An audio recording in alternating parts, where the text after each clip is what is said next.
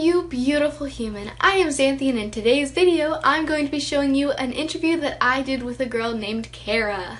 Kara is so lovely. I love talking to her. She has the best smile and laugh. I can't wait for you to hear her story. And know that you're not alone. That's the main thing. Somebody that is going to take you in. Love yourself. Being your true self and going from there. Once you come out, most of the time, things feel easier. It was lovely to see you. You as well. It's really not good. It was a very big mistake. Oh no. Because, you know, rainbows. Well, you know, there's that. Rainbows are pretty good. Well, hey Kara. Hello, how are you, Xanthe? Good, how are you? I'm good. So, what do you identify as? I identify as cis female and bisexual. Awesome. What grade are you in? Or, sorry, how old are you? I am 18, almost 19. Oh, you can drink soon. Yeah. Wow. Getting there.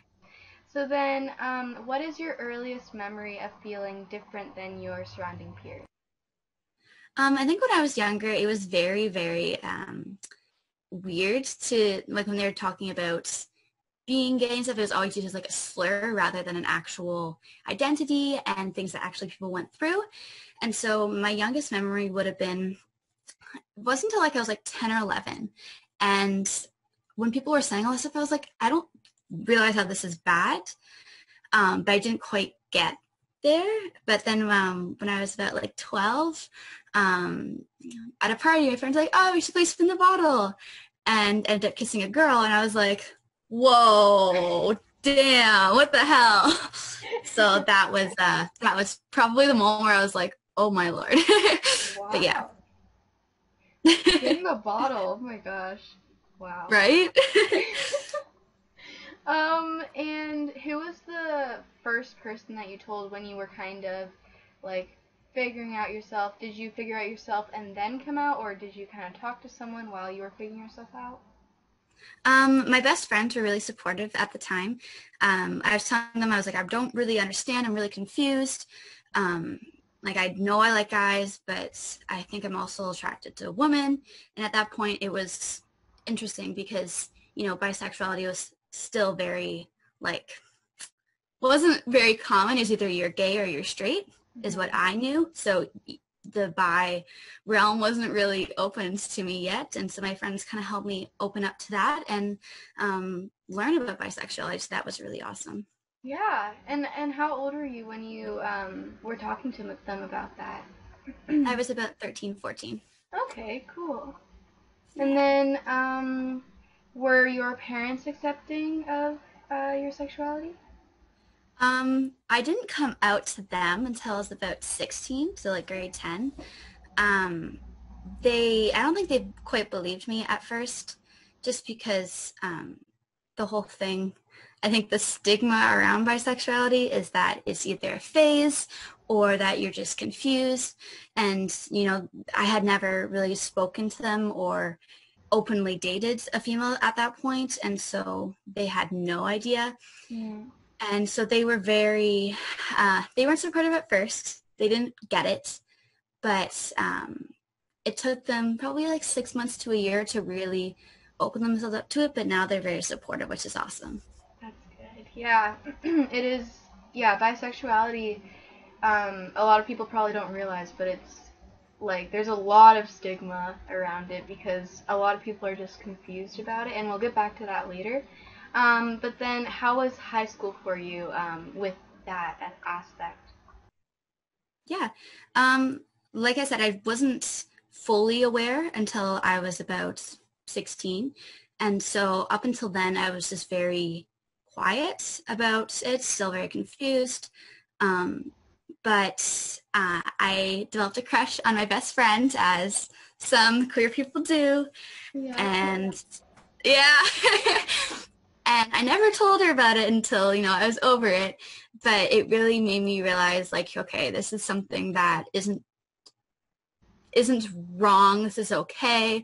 I fully understand where I'm going now. And it helped me open up to it. And I ended up joining the a gay straight alliance, and just really, putting myself out there and accepting who I am in the best way possible. So. That's amazing.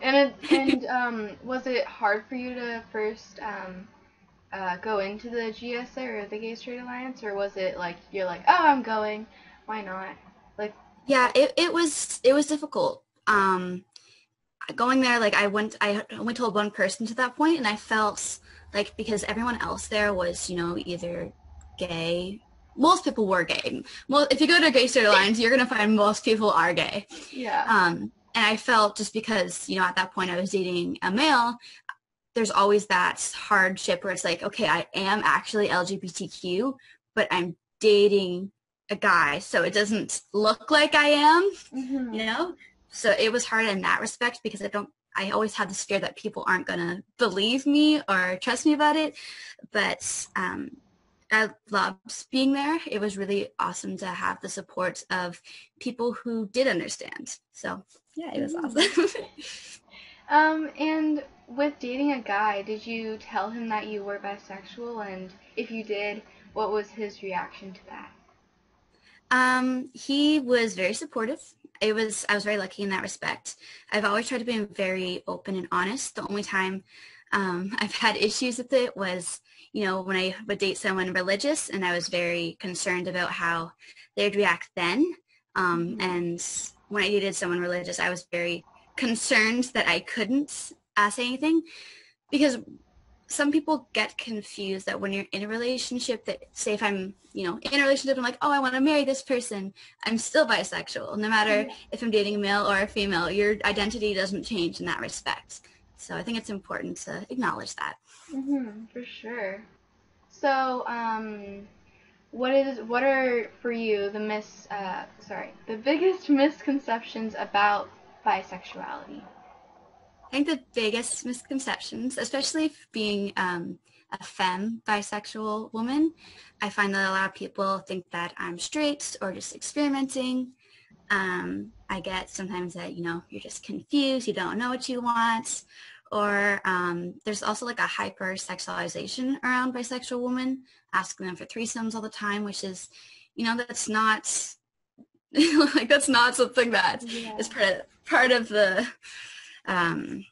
it's nothing of it. And then there's also the misconceptions of bisexuality being promiscuous and cheaters, that kind of thing, because they like two genders, which is also kind of mind-blowing. But yeah, there's definitely hardships. Even in the LGBTQ community, I find that some people are biphobic, which is really disheartening. Yeah, that was my next question. What is like the worst part about being part of the LGBTQ community? Yeah, I think it's just feeling like even an outsider inside that community. Because I've only dated openly one woman, and while I was dating her, I felt a lot more secure in the community. But when you're dating a male and you're cisgender and you're bisexual, it's sometimes hard for people to treat you the same, just because I'm not completely exposed to the same things they are. So I can, hold hands with my partner and feel okay while I'm in public.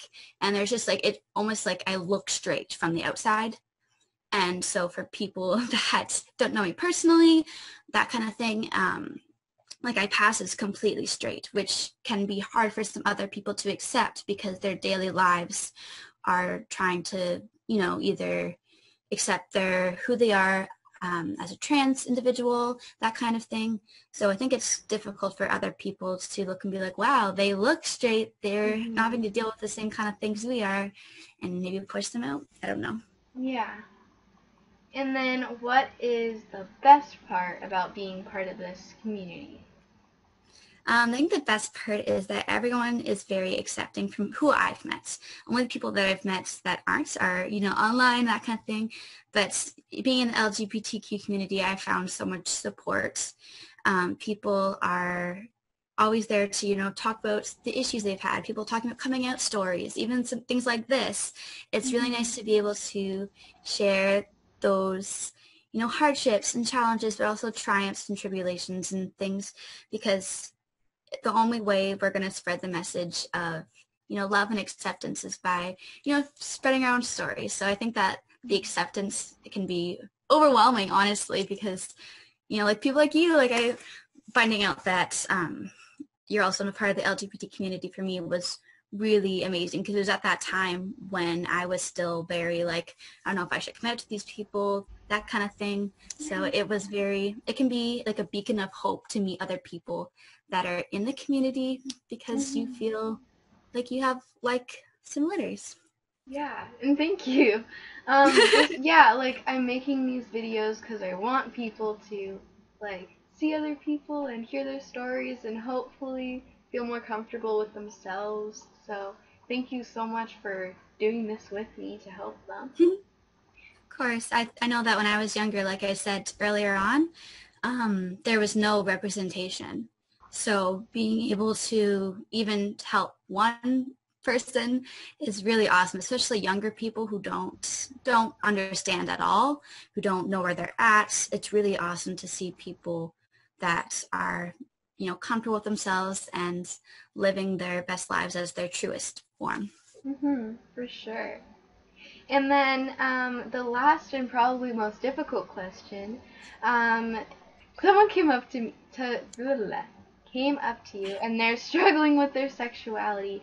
What would you say to them? What would be your advice?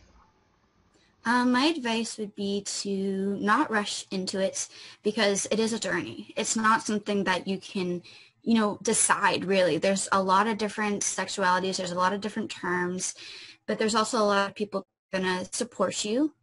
And so it's good to find those people who are willing to help you out, whether you're unsure, you're questioning. It's an awesome experience to be with those people who are going to be there for you no matter what you figure out, because it is, like I said, a journey, and it can take a while to really understand who you are and where you're at. So not pressuring yourself into those stereotypes, and just being your truest self and going from there. Thank you so much, Kara. I'm sure whoever's watching this is like being helped from you, and it's amazing for you to come here. Well, not come here, but on Zoom. Yeah. Social distancing. And sharing your story. And thank you so much. Thank you, Xanthe. I miss you. I miss you too. Well, I hope you have a lovely rest of your day and a lovely day at work. Thank you. And yeah, thank you so much. Thank you, Xanthe. I'll talk to you later. Okay, bye. Bye. I really hope you enjoyed this video. If you did, leave a like for Kara, and just so then I know if you like this type of content, leave a comment down below what your favorite part was, and if you could relate to anything that Kara said in this video. Make sure to subscribe and hit the little bell so then you can get notified every single Saturday at 12 p.m. Eastern Standard Time. Here are more videos that you can watch next. I'll see you next week. Bye!